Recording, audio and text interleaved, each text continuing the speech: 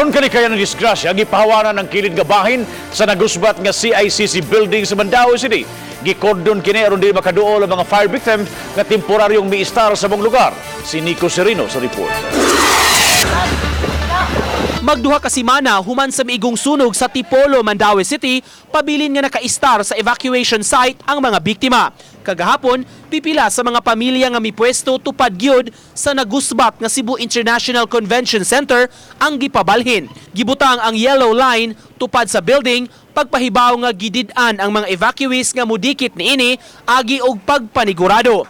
Mao nga kaganiha pipila sa mga pamilya nga mipahimutang gyud sa building ang naghinay-hinay na pagpamalhin og pwesto.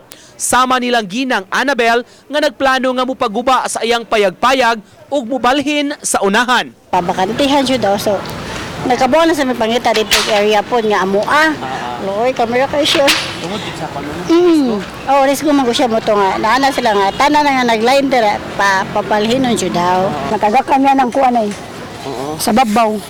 Kana may mga bata. Wa pa madawat sa mga residente ang financial assistance nga gisaad kanila sa Mandaue City Government. Sa pagpakisayod namo, matud sa syudad, giproseso pa kini o gi-finalize ang talaan sa di pa iapod-apod.